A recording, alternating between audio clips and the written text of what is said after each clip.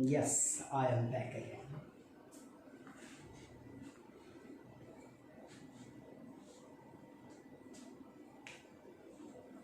Clear?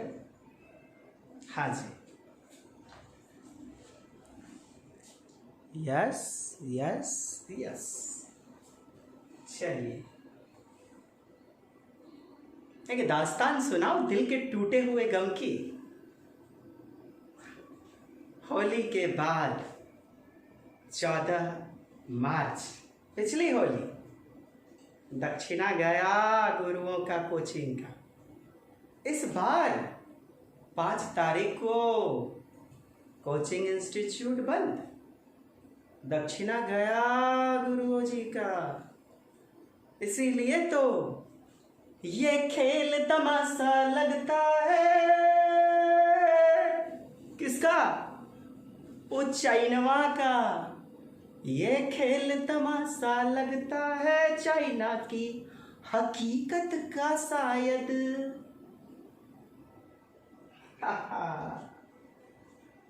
इसलिए पिछली होली और इस बार की होली यानी पतझड़ और कांटे हैं गुरुओं की झोली के लिए और फूल तेरे चाइना दामन के लिए. खैर डरने वाले हम भी हैं नहीं. आप सब जैसे जब परवरदिगारे आलम के बंदे साथ हैं तो डर किस बात का. देखेंगे और शिक्षा में नया पैनापन भर करके उजागर करेंगे. चलिए दोस्त, देवव्यांस टीचर्स एकेडमी भागलपुर की पुनः सीडीपी की कक्षा में आपका स्वागत है. सीटेट आज हम लोग लेसन 2 के अंतर्गत सीडीपी शिक्षण स्पेशल पॉइंट्स को देखेंगे जिसपे 5 ही विषय की पैडागोजी में प्रत्येक बार प्रश्न बने ही बने हैं. समस्या समाधानकर्ता के रूप में बालक. समस्या समाधानकर्ता के रूप में बालक जो कि पेपर 1 to 5 और 6 to 8 पेपर 2 दोनों के लिए बहुत ही लाजमी है, कारगर है. चलिए दोस्त, देखा जाए हम जानते हैं एनसीएफ 2005 के अनुसार कक्षा होती है बाल केंद्रित. कैसी? बाल केंद्रित शिक्षण प्रणाली पर आधारित अर्थात चाइल्ड सेंटर्ड. और यदि ईवीएस की बात करेंगे तो 3 प्रकार की हम लोग शिक्षण प्रणाली देखेंगे. एक बाल केंद्रित शिक्षण प्रणाली जहां पर बालक तू ही तो जन्नत मेरा, तू ही मेरी आरजू, तू ही मेरी जुस्तजू, तू जो बोले हाँ तो हाँ, तू जो बोले ना तो ना, यानी बालक ही भगवान है ना. तो वह होगी बाल केंद्रित शिक्षण प्रणाली. दूसरी बात, अच्छा बाल केंद्रित यानी कि लोकतंत्र से आया, जनता का जनता के द्वारा जनता के लिए किया गया शासन, तो लोकतंत्रात्मक शिक्षण प्रणाली इसी को कहा जाएगा, है ना. लोकतंत्रात्मक शिक्षण प्रणाली या प्रजातंत्रात्मक शिक्षण प्रणाली कहा जाएगा. प्रजातंत्र यानी प्रजा का द्वारा तंत्र. तो हमारी कक्षा में तो बच्चे होंगे ना, बालक होंगे, अधिगम कर्मी होंगे, शिक्षार्थी होंगे, तरह तरह के नाम से प्रश्न पूछे जाते हैं. तो प्रजातंत्रात्मक शिक्षण प्रणाली इसी को बोला जाएगा. दूसरा आएगा राजतंत्रात्मक शिक्षण प्रणाली. राजतंत्रात्मक शिक्षण प्रणाली अर्थात राजा का बेटा राजा, राजा का बेटा राजा, पता नहीं कौन पाँव में उसके पर लगा हुआ है, मतलब वो राजा का बेटा है. भले जुआरी हो, शराबी हो, भले डाइस फेक मिजाज दिल हो, लेकिन वो राजा बनना तय था. देख लीजिए ना, देख लीजिए ना पुराने दौर को इतिहास उल्टा करके. तो उसी प्रकार से राजतंत्रात्मक शिक्षण प्रणाली, दूसरा नाम हम कह सकते हैं शिक्षक केंद्रित शिक्षण प्रणाली. क्या? चाइल्ड न सेंटर्ड होकर के टीचर सेंटर्ड होगा. पहले जमाने के लल्लू जी, मोटे वाले मास्टर जी, गधा कहीं का बात करता है, तुमको समझ में नहीं आती है. लड़का प्रश्न पूछता है, तक मेरी बात तो तुमने पहले सुना नहीं, बैठ बैठ बैठ बैठ, बड़ा होशियार बनता है, बुझ करता है रे. हम नहीं बुझ रहे ककड़ा देख करके तुम होशियार बन रहा है क्लास में रे. हाँ, यानी बच्चे की आवाज को दिया जाता था दबाव. यानी शिक्षक ही केंद्र में होता था। इसीलिए एक कक्षा की बात करें तो बालक और कक्षा की बात करें तो शिक्षक। तो शिक्षक केंद्रित यानी टीचर सेंटर्ड, और राजा महाराजा की बात जैसे होती थी तो राजतंत्रात्मक प्रणाली चलती थी। है ना? तो यह तो नहीं है अभी। होना क्या चाहिए according to NCF 2005? Child centred. अब तीसरी शिक्षण प्रणाली की बात करेंगे, ये ईवीएस के टॉपिक में अंतर्गत में पढ़ाऊंगा। हस्तक्षेप रहित, यानी इंटरफेयर ना करो। हाँ जी, हस्तक्षेप रहित शिक्षण प्रणाली, इंटरफेयर नहीं करना है। जैसे कि बच्चों, ये बड़े उम्र के लिए विशेषतया होगा। आप छोटे बच्चे से उम्मीद क्या कीजिएगा बताइए? माने उन्हें शिक्षक दिया ही गया है, बच्चे गलतियां करें तो उन्हें एकांत में थोड़ा फीडबैक दे दिया जाए ना। तो ये बातें ध्यान रखेंगे। जबकि हस्तक्षेप रहित किसके लिए?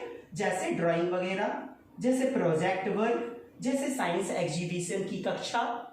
तो बच्चे ग्रुप में मिलकर कार्य करते हैं, लर्निंग बाय डूइंग की तरह, है ना? यानी स्वयं करके सीखते हैं, वहां पर हस्तक्षेप नहीं करते हैं हम। बच्चे को स्वतंत्र रूप से उन्मुक्त वातावरण में छोड़ दिया जाता है, स्वतंत्र परिवेश में छोड़ दिया जाता है, ताकि बच्चे लर्निंग बाय डूइंग करके सीखें। और सारा फंडा आपके सीटेट का लर्निंग बाय डूइंग ही तो है, अर्थात स्वयं करके सीखना, जिसे कहते हैं क्रियाशीलता का सिद्धांत। हिंदी की पैडागोजी में क्रियाशीलता का सिद्धांत 6 टाइम्स आ चुका है। क्रियाशीलता अर्थात लर्निंग बाय डूइंग, यानी करके सीखना। क्या? स्वयं करके सीखना, स्वयं करके सीखना। सारा निचोड़ ही यही है। इसीलिए मैंने कहा सीटीपी, चाइल्ड डेवलपमेंट पैडागोजी, शिक्षण स्पेशल पॉइंट्स, स्पेशल पॉइंट्स, जो कि सारे पैडागोजी में लड़ेगा। और सारा खेल ही है एक बालक का। अब बालक को कहिए ना, बेटा मोबाइल ने पानी में डालो, नहीं डालो, पटाख से डालिए तो देगा पानी में, स्वयं करके सीखेगा। हम आपको देख लेना, ओए राजू ना करना, ना करना, ना करियो। कौन? राजू। डैश टूट जाता है। माना था, छेदी भैया कितना समझाए, मेदी जी चाचा जी कितना समझाए, छदिया मदिया केकरो बात नहीं माने। अंत में दिल तोड़ करके एक्सपीरियंस लाए और डैश बेवफा जा, हमें डैश नहीं करना। अरे हम नहीं मानते, बच्चों से क्या उम्मीद करते हैं? इसीलिए बच्चा चश्मा तोड़ देता है, कभी घड़ी पानी में डुबा देता है। अर्थात वह लर्निंग बाय डूइंग करके सृजनात्मकता को प्रसारित करता है, अर्थात वह अपनी जिज्ञासा को शांत करता है, अपनी मौलिक प्रवृत्ति को जाहिर करता है, अर्थात लर्निंग बाय डूइंग करता है। इसीलिए स्वयं करके सीखना, जो एनसीएफ 2005 का मुख्य फंडा है ना? इसे याद रखेंगे। लर्निंग बाय डूइंग से, यानी खुद से ज्ञान करने से दृढ़ हो जाता है, ज्ञान दृढ़ होता है, ज्ञान अस्थाई हो जाता है, ज्ञान चिर अस्थाई हो जाता है, ज्ञान हमारे मस्तिष्क पटल पर विशेष रूप से बने रहता है।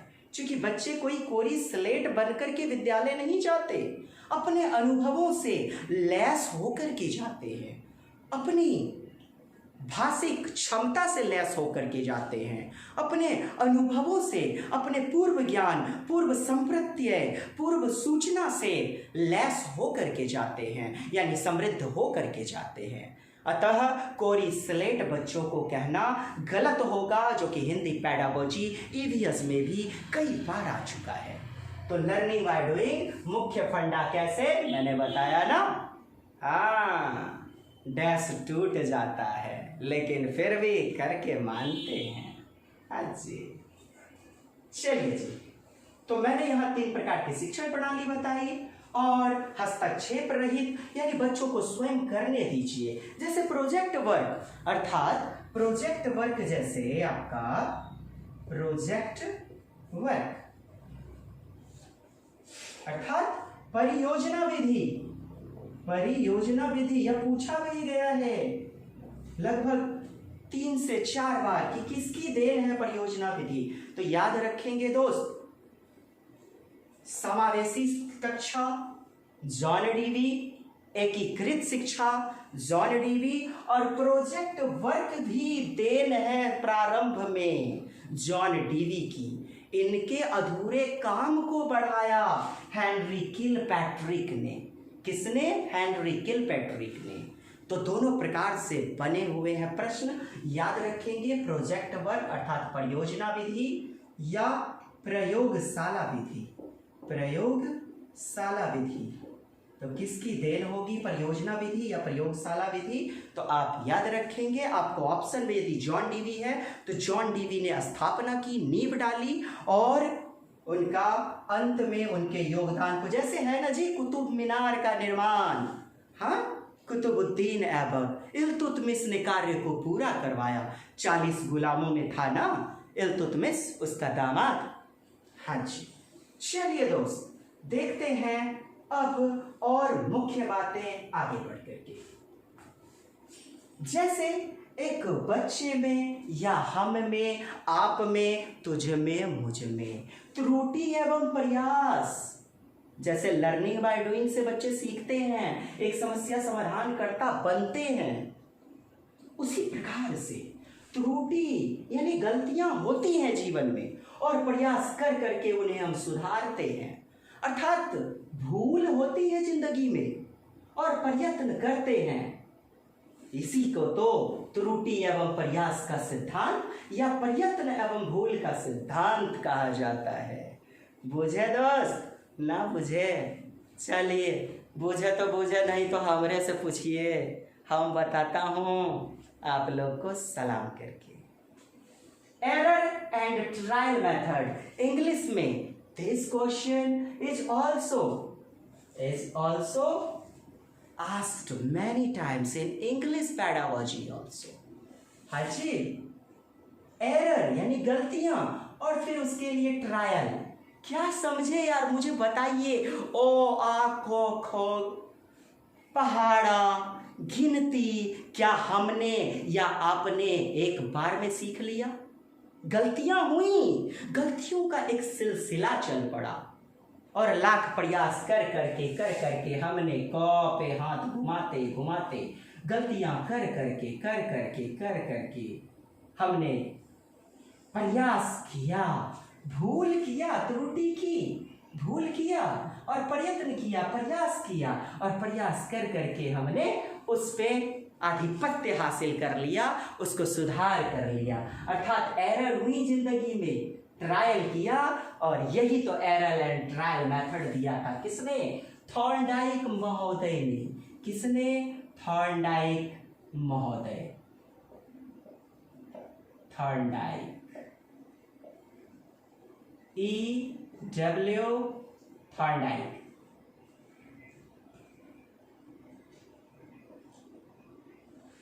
हाँ जी, तो प्रयत्न एवं भूल का सिद्धांत किसने दिया? थॉर्नडाइक ने। लगभग 6 टाइम्स आया 1 to 5, 6 to 8 में। प्रयत्न एवं भूल का सिद्धांत थॉर्नडाइक की देन है। यदि हम थॉर्नडाइक और फिर जाकर के एक चैप्टर में मैं 2 भागों में बांटूंगा, थॉर्नडाइक और आपके श्री कृष्ण कौन?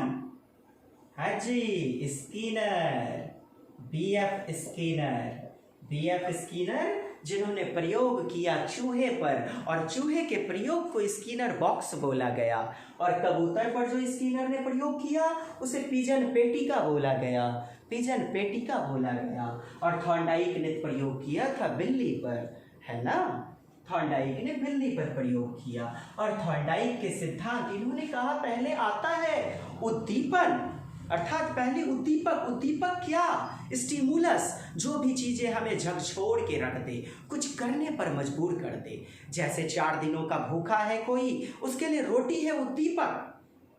जैसे मिस्टर पावलाव को आप देखेंगे, कुत्ते की लार ग्रंथि के ऊपर प्रयोग किया, है ना? लार ग्रंथि के ऊपर प्रयोग किया और उसके लिए रोटी था उद्दीपक, लेकिन जस्ट उससे 5 सेकेंड पहले घंटी बजाई जाती थी और वह गैर अनुकूलित उद्दीपक यानी अनकंडीशनड, जो कंडीशन में नहीं है, अनकंडीशनड स्टिमुलस जो था वह कंडीशन स्टिमुलस बन जाता है। कैसे? अरे लार कोई भी गिराएगा दोस्त घंटी पे थोड़े ना, वो तो रोटी पे गिराएगा जो वास्तविक उद्दीपक है। हाँ, वास्तविक उद्दीपक जो है। तो लेकिन घंटी बजाई तुरंत बाद रोटी दे दिया गया, तो कुत्ता 2 दिन 3 दिन यही प्रक्रिया दोहराई गई कुत्ते के साथ। उसे समझ में आने लगा कि अब घंटी बजी और रोटी आएगा। तो पावलाव का यह प्रयोग कुत्ते की लार ग्रंथि पर हुआ और इसे शास्त्रीय विद्या के रूप में लार गिराने पर मजबूर कर दिया गया। अरे मजबूर क्या यार, मैं तो कहता हूँ ढोल भी बजाता ना, जैसे छड़ी से भी पिटाई जाती है, पीटा जाता है बंदर को और बंदर नाच दिखाने लग जाता है, ऐसे इशारा रहता है तो मतलब ससुराल जाएगा बंदर, बोला जाता है हाँ हाँ हाँ, साली जी से भेंट करेगा तो इशारा रहता है, महीनों भर पिटाई लगी है ना उसे जी। हाँ जी, उसी प्रकार से हम चालाक शिक्षक क्या करते हैं, जैसे कौ है गैर अनुकूलित उद्दीपक, कौ में नहीं है रस, लेकिन कबूतर, पक्षी, पशु पक्षी, परिवेश की दुनिया, उनसे रहता है बच्चों को बहुत प्रेम। और बच्चों को हम चालाक शिक्षक, चालाक अध्यापक, चालाक माता पिता कबूतर दिखा दिखा करके कौ सिखा डालते हैं, बकरी दिखा दिखा के बौ, गमला दिखा दिखा के गौ सिखा देते हैं। क्यों? चूंकि बच्चा जन्म लेता है गाय, बिल्ली, भैंस, बकरी, कबूतर, खरगोश, गमला को देखते रहता है और उनमें एक रुचि जागृत होती है, अर्थात वह अनुकूलित उद्दीपक बन जाता है। और क ख ग घ अंग, ये सारी चीजें क्या हैं? गैर अनुकूलित उद्दीपक। गैर मतलब समझ रहे हैं कि नहीं जी? अरे वो किसी गैर से मिलने, बात बुझ गए? अपन ना दूसरा से बुझ गए ना? एक्स जिसको बोलते हैं, एक्स माने गैर। हाँ जी, जो गैर हो गई, हाँ हमारी नहीं तो किसी और की हो गई। चलिए दोस्त, गैर शब्द आपको आएगा कोहल, कोहलड़ में भी, कोहल वर्ग में भी आएगा। गैर परंपरागत रूढ़िवादी अवस्था है ना, इसीलिए गैर को समझेंगे जो नहीं बोले, गैर इक्वल टू नहीं। खैर लंबी वीडियो हो जाएगी, अभी जिंदा हो जी। हाँ, आप लोग के आशीर्वाद के दम पर, आप लोग के प्रेम स्नेह के दम पर इतना लाइक सब्सक्राइब किया आपने, बहुत अच्छा लगा। कृपया इस संख्या को और बढ़ाएं ताकि मुझे भी मज़ा आए, आनंद आए। विदाउट एनी कॉस्ट रखूँगा पढ़ाई को, विदाउट एनी कॉस्ट रखूँगा, no any charge, no paid classes.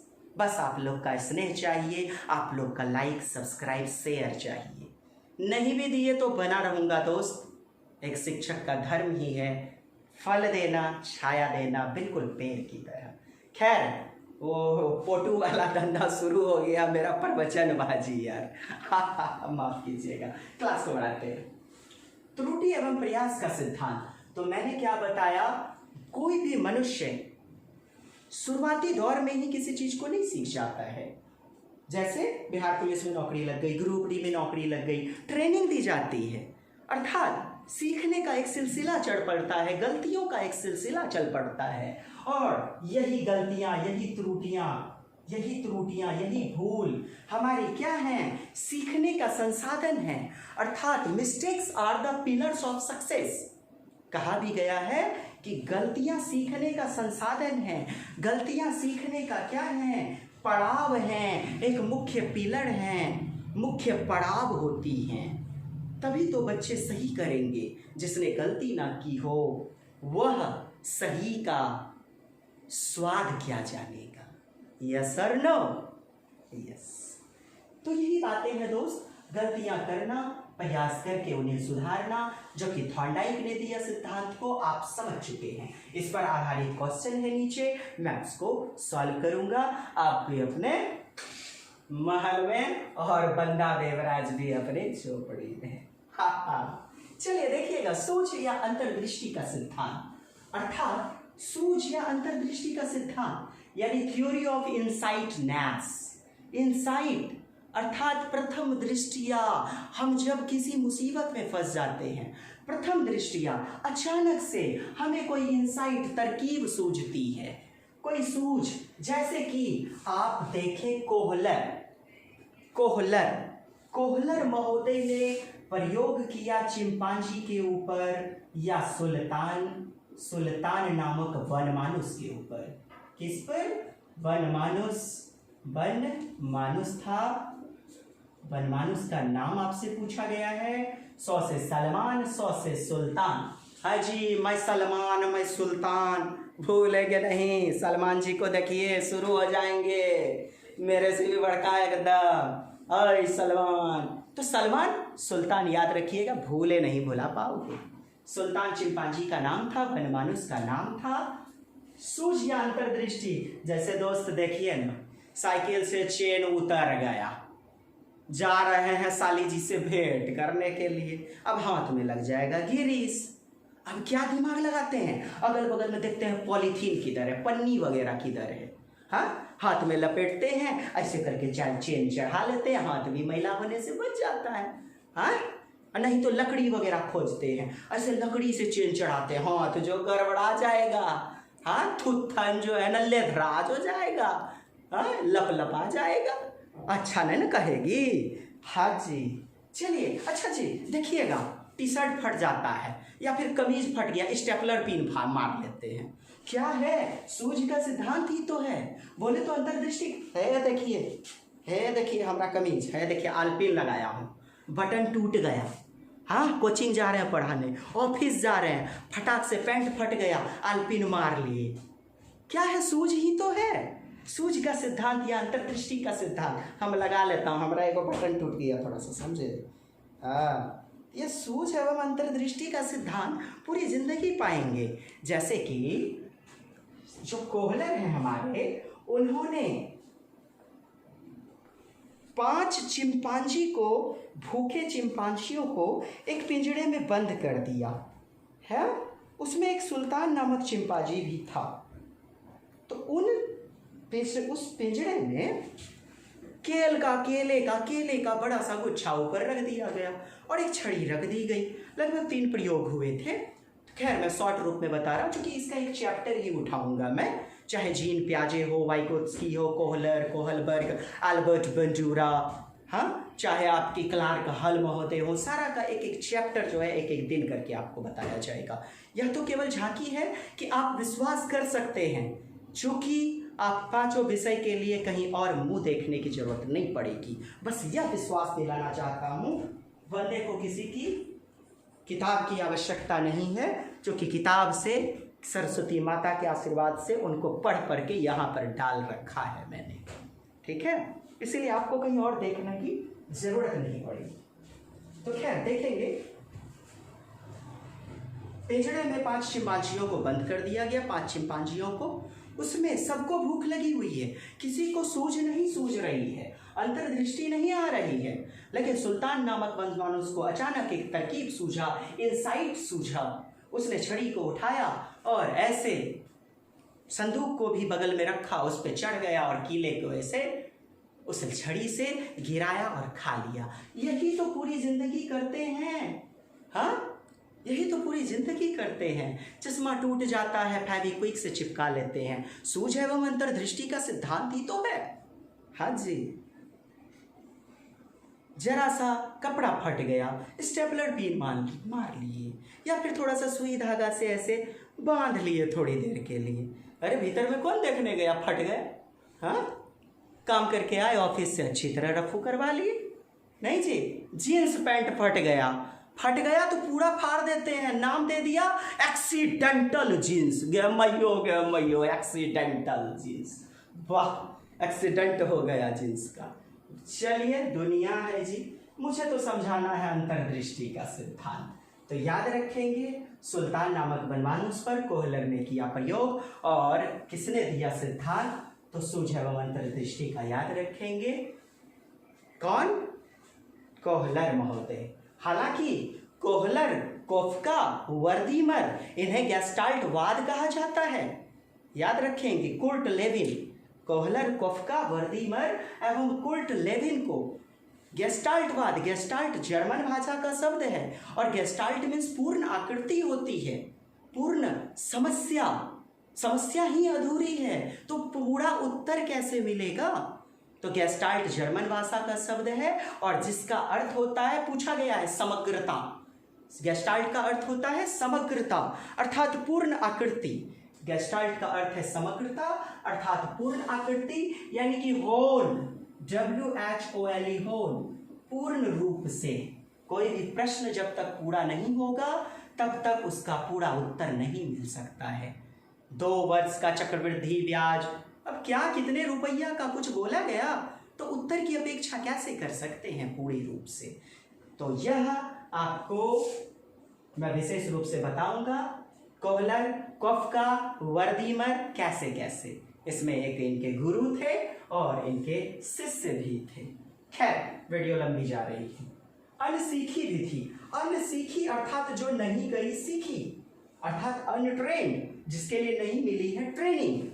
आप देखें दोस्त, एक बच्चा जन्म लेता है, बच्चे को मुंह थोड़ा सा ढक दीजिए तो कैसा एकदम उसे लगता है दम घोट रहा है, मेरी जान मारने की योजना चल रही है। फटाक से एकदम उस चादर को उठा के खींच देता है, भले वो 5 लाख की चादर ही क्यों न थी।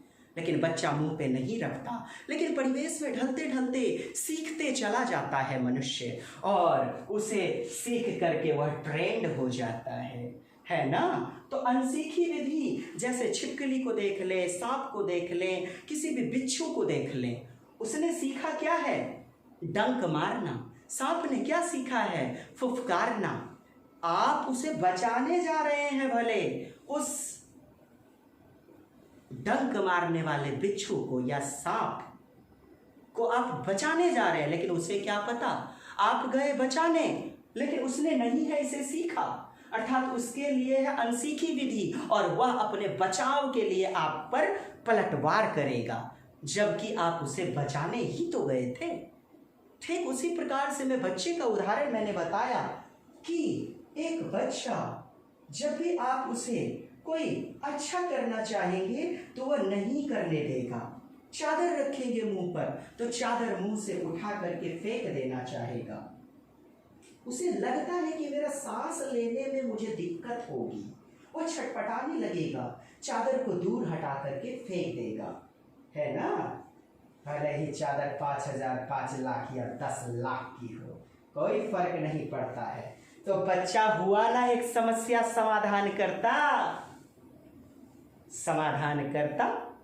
यस, तो कई सारी महत्वपूर्ण बिंदु हैं जिन पर हम फोकस करके पता कर सकते हैं बच्चा किन किन विधियों के माध्यम से समस्या सॉल्व करता है, समस्या समाधान करता है।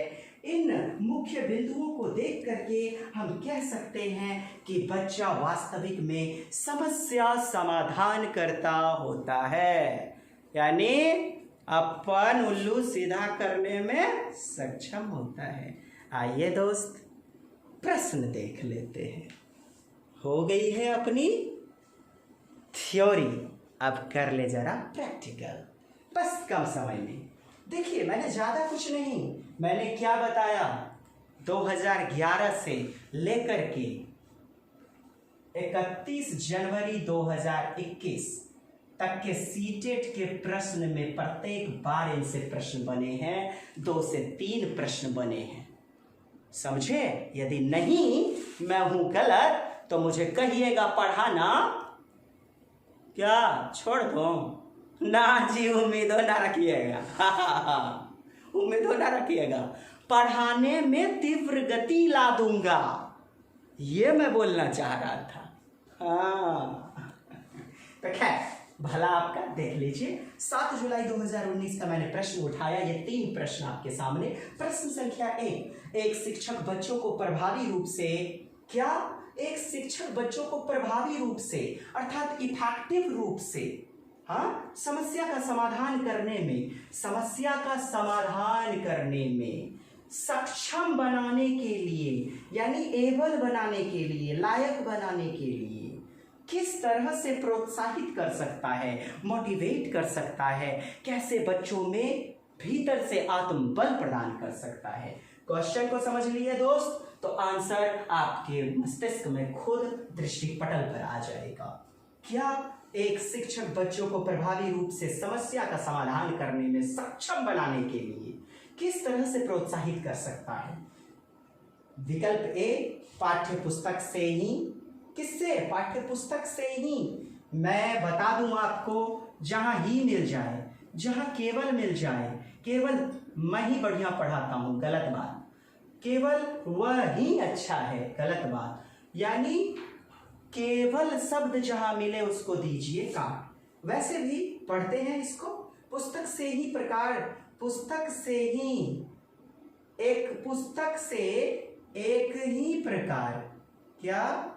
एक ही प्रकार के उत्तर के अभ्यास। आप मुझे बताएं, एक ही प्रकार के उत्तर के अभ्यास के लिए उन्हें पर्याप्त मात्रा में अवसर प्रदान करके, पाठ्य पुस्तक में दी गई सूचनाओं के कंठस्थीकरण करने पर बल देकर, कंठस्थीकरण अर्थात रोट लर्निंग, इंग्लिश वाले भी देखें, रोट लर्निंग हमेशा ही एनसीएफ 2005 ने काट दिया है, अर्थात रटंत प्रणाली से मुक्त होनी चाहिए शिक्षा, है ना? कंठस्थीकरण हो जाएगा गलत। सी नंबर, पाठ्य पुस्तक के सभी प्रश्नों के व्यवस्थित तरीके से समाधान लिखकर, व्यवस्थित तरीके से समाधान लिखकर अर्थात रट्टू तोता बनकर समस्या का समाधान हमने बिल्कुल उस चोरी की तरह, अरे एग्जाम हो रहा है, अरे छंगुरी चचा, अरे बनाए फलना बी नंबर उत्तर हो, अरे थोड़ा चीट फेंकिएगा, उसका उत्तर छाप लिए, लिख लिए, अरे राम खेला बन बाबू, अरे गुच्ची बाबू,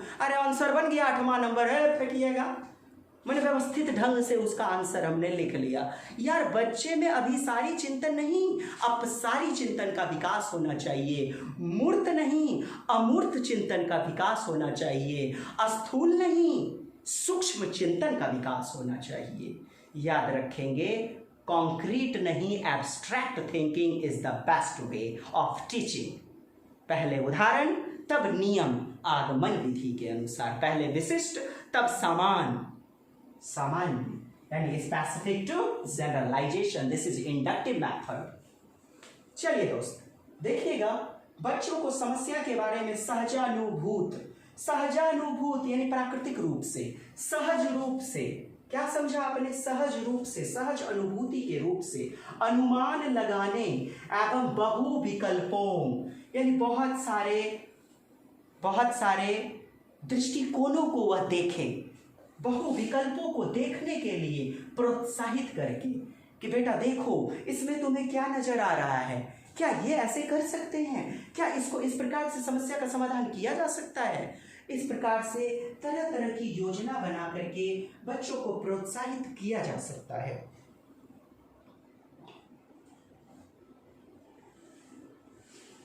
अब बताएंगे दोस्त, प्रश्न संख्या 1 का उत्तर होगा क्या? हाँ जी, चलिए बहुत बढ़िया। चलिए देखिएगा, 1 नंबर विकल्प आपका हो गया गलत। क्यों? प्रश्न क्या है? एक मास्टर जी, मास्टरवा जो है ना, वो चटिया को कैसे प्रोत्साहित करेगा? किसके लिए? अरे प्रॉब्लम को सॉल्व करने के लिए, सक्षम बनाने के लिए। मास्टरवा चटिया को केना बढ़िया से पढ़ाएगा, घप घपा करके, पुड़पुड़ा करके, यानी इन द जीनित कैपेसिटी। हाँ जी, चलिए पाठ्य पुस्तक से एक ही प्रकार के उत्तर के अभ्यास, एक ही प्रकार का उत्तर का अभ्यास। तो मुझे बताएं बच्चे ने अपना दिमाग क्या लगाया? एक ही प्रकार का उत्तर। अरे उत्तर तो वो हो जिसमें बच्चे सृजनात्मकता करें, जिसमें अपने सोच विचार चिंतन के आधार पर उत्तर दें, ना कि एक ही प्रकार के उत्तर के अभ्यास के लिए उन्हें पर्याप्त मौका में, मात्रा में अवसर प्रदान करके। नहीं, एक ही प्रकार के उत्तर गलत होंगे। पाठ्य पुस्तक में दी गई सूचनाओं के कंठस्थीकरण, कंठस्थीकरण रट्टाफिकेशन गलत। सी नंबर, पाठ्य पुस्तक के सभी प्रश्नों के व्यवस्थित तरीके से समाधान लिखकर, मैंने बताया ना, फल्ला का उत्तर, चिल्ला का उत्तर और छाप लिए पकड़ के, और मिलता था जनरल मार्किंग। आप मुझे बताएं दोस्त, आपके बीएड डीएड में क्या आता था प्रश्न? आप अपने तर्कों के आधार पर अपने विचारों के आधार पर उत्तर दें, और आपके प्रश्न को सर्वमान्य माना जाता था, और नहीं तो दूसरों का जनरल मार्किंग कर दिया जाता था कि टिप्पणर है, ये किताबा से, वो पासपोर्ट गोल्डनवा से छाप लिया है अलकागज पेपर से। हाँ, यानी सभी प्रश्नों के व्यवस्थित तरीके से समाधान लिख करके हो जाएगा गलत। और बच्चों को सहजानुभूत अनुमान यानी खुद से अनुमान लगाने का मौका दिया जाए। बहु विकल्पों को, बहुत सारे विकल्पों को देखें और सोचे क्या ये इस प्रकार से हो सकता है। उसमें बच्चों को प्रोत्साहन दीजिए, मोटिवेशन दीजिए। हतोत्साहन नहीं, एक शब्द आएगा हतोत्साहित करना। हतोत्साहित इज निगेटिव वर्ड एंड प्रोत्साहित इज एनकरेज एंड हतोत्साहित डिस्करेज। तो प्रोत्साहित आपका हमेशा पासवर्ड के रूप में जाता है, और D is the right answer. D for Divyansh, D is the right answer. प्रश्न संख्या 2, बच्चे प्रभावी रूप से सीखते हैं जब, कब जी? जब वे पाठ्य पुस्तक में दिए गए तथ्यों को याद करते हैं। याद करना हटा दीजिए। जय जय श्री सीताराम, राम नाम सत्य है, किसका? 1 नंबर विकल्प का। दूसरा, वे श्याम पट्ट पर अध्यापक के द्वारा लिखे गए उत्तरों की नकल करते हैं। उत्तरों की नकल करते हैं यानी मास्टर जी जो है लिख दिया उत्तर, बच्चा कॉपी में छाप लिया, क्या समझा नहीं समझा, हमारी काजल दीदी समझी, किरनी दीदी समझी, गुंजा दीदी समझी, चंदनिया दीदी समझी, पता नहीं, छाप लिया ना जी। मास्टर जी का उत्तर नकल करके छाप लिया, एक ही प्रकार का उत्तर, अपना खोपड़िया कुछ ना भेजा है, लेकिन भेजे में भेजे नहीं, तब कोथी का पढ़ाई जी। हाँ, बंद कीजिए ऐसी शिक्षा को। एनसीएफ 2005 कहती है शिक्षा होनी चाहिए बाह्य वातावरण से जोड़ करके, ना कि रटंत प्रणाली पर। तो बी नंबर भी अपना हो गया गलत। वे श्याम पट्ट पर अध्यापक के द्वारा लिखे गए उत्तरों की नकल करते हैं, गलत। तब वे सीखेंगे नहीं ना। बच्चे प्रभावी रूप से सीखते हैं जब, कब? सी, वे विभिन्न गतिविधियों एवं कार्यों में सक्रिय रूप से भाग लेते हैं। कहते हैं वे विभिन्न गतिविधि में, यानी अलग अलग प्रकार, विभिन्न मीन्स अलग अलग प्रकार की गतिविधि अर्थात एक्टिविटी, यानी लर्निंग बाय डूइंग, अलग अलग प्रोजेक्ट वर्क, हाँ, एवं कार्यों में, चाहे नुक्कड़ नाटक, ड्राइंग, खेल कूद, सामाजिक गतिविधि, खेल कला, खेल कूद, अलग अलग कार्य में सक्रिय रूप से अर्थात एक्टिव रूप से भाग लेते हैं। क्या तब बच्चे प्रभावी रूप से सीखते हैं? तो yes, this is the answer, C. C for चाचा जी प्रणाम। हाँ जी, नौकरी अभी तक नहीं ना लगी, इसीलिए चाचा जी बोल दिया, गोरा लगते हैं। गलत यारा, ये हो जाएगा सही। सी इज द राइट आंसर। क्यों? वे विभिन्न गतिविधियां एवं कार्यों में सक्रिय रूप से भाग लेते हैं, अर्थात बच्चा लर्निंग बाय डूइंग, स्वयं करके सीखेगा तो ज्ञान दृढ़ होगा, स्थायी होगा, चिर अस्थायी तक होगा, मस्तिष्क पटल पर लंबे समय तक चलता रहेगा, है ना। आपको कितना समझाए कोई, डैश डैश ना करियो, डैश टूट जाता है, लेकिन फिर भी हम करते हैं और अंत तक हमारे दिलो दिमाग पर वह छाया रहता है, वह छाई रहती है। कौन? कोरोना काल। आज कुछ और नहीं बुझिएगा। चलिए देखिएगा दोस्त, तीसरा नंबर आपका प्रश्न, बच्चों के भाषा प्रयोग में होने वाली त्रुटियां देख लीजिए ना। त्रुटियां क्या? त्रुटि एवं प्रयास का सिद्धांत किस रूप में काम करता है? पिलर के रूप में, मिस्टेक्स आर द पिलर्स, है ना, यानी संसाधन के रूप में, रिसोर्सेज के रूप में। सीखने का एक अंग होता है त्रुटियां, सीखने का एक मुख्य पड़ाव है त्रुटियां। एक शिक्षक को त्रुटियों को बाधा या विपरीत परिस्थिति के रूप में न लिया जाए। हिंदी की पेडागोजी में यह भी प्रश्न कई बार आया, विषम परिस्थितियों के रूप में या चुनौती के रूप में या बाधा के रूप में नहीं लेना है, बल्कि एक सीखने का मुख्य पड़ाव होना चाहिए। इस रूप में लिया जाए, पॉजिटिव रूप में लिया जाए। तो देखें, प्रश्न है बच्चों के भाषा प्रयोग में होने वाली जो त्रुटियां, भाषा प्रयोग अर्थात लैंग्वेज का जो भी वो टॉकिंग कर रहे हैं, लैंग्वेज का जो भी सुबोपली अर्थात सुनना, बोलना, लिखना, पढ़ना, जो भाषा के 4 कौशल होते हैं, ग्रह्यात्मक और फिर उत्पाद कौशल, प्रोडक्टिव और एक्टिव स्किल, प्रोडक्टिव और रिसेप्टिव स्किल में जो बांटा गया है 2 भागों में। तो खैर, तो जो त्रुटियां होती है भाषा संबंधी, उसके संबंध में कौन सा कथन उचित नहीं है दोस्त, नहीं को देखना है, नहीं को देखना है, इस बात को याद रखना है। ये नहीं आपको बहुत बड़ा तिलस्मी शिकार बना देता है। पहला नंबर विकल्प, त्रुटियों का अर्थ है भाषा अज्ञानता, अर्थात त्रुटियों का मतलब है बच्चा गलती किया ना, उसको टेटवा लरट्ठी चौंप के जौन मार दीजिए। हाँ, अरे बच्चा है, गलती नहीं करेगा तो कौन हम आप कीजिएगा, हम आप भी तो अभी तक गलती करते रहे हुए हैं। तो फिर हम कैसे कह सकते हैं कि भाषा के अज्ञान है बच्चा, वो भाषा जानता ही नहीं, वो अज्ञानी है। अरे भाषा त्रुटियों का अर्थ है क्या, भाषा अज्ञानता, अर्थात भाषा का, लैंग्वेज का नॉलेज ही नहीं है बच्चे में। नहीं, दाब ये दीजिए एकदम, नहीं तो है खका सौ फेंकिए, नाक डुआ करके गोत दीजिए, मर जाएगा बच्चा कचकचा करके। हाँ, अरे पहला नंबर लगता है आपको उत्तर होगा। भाषा अज्ञानता नहीं, भाषा सीखने का वह साधन है, मार्ग है, पिलर है। तो यह हमारा सही है कि गलत, यह बात है गलत। तो कहा जा रहा है उचित नहीं है। हाँ जी, चलिए आगे देखते हैं। त्रुटियां बच्चों की मदद का मार्ग तय करती है। मुझे बताइए, त्रुटियां बच्चों का मदद का मार्ग तय करती है कि नहीं? यस और नो? आंसर आएगा यस। त्रुटियां बच्चों का सीखने का संसाधन है, मदद का मार्ग तय करती है, दिस इज राइट। फिर है त्रुटियों का अर्थ नहीं है, क्या नहीं है? शिक्षण में कमी। यार मैं इतने बेस्ट ढंग से पढ़ा रहा हूं, पता नहीं, हाँ, लेकिन फिर भी कुछ बच्चे गलती करेंगे, तो क्या बच्चों को समझा जाए कि शिक्षण में कमी थी? त्रुटियों का अर्थ नहीं है शिक्षण में कमी, सही बात है।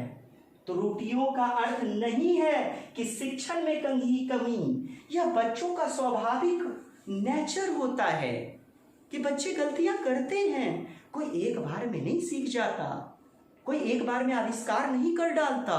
साइंटिस्ट को देख लें या किसी को देखें, एक करत करत अभ्यास से जरमती होत सुजान, है ना, और रसरी आवत जापते सिल पर पड़त निशान। पता नहीं ज्यादा नहीं आता, बोलते बोलते बन गया यार। चलिए बढ़िया, यह भी अपना सही हो जाएगा। फिर है डी, त्रुटियां सीखने की प्रक्रिया का एक पड़ाव है। Yes, it is the main bus stand.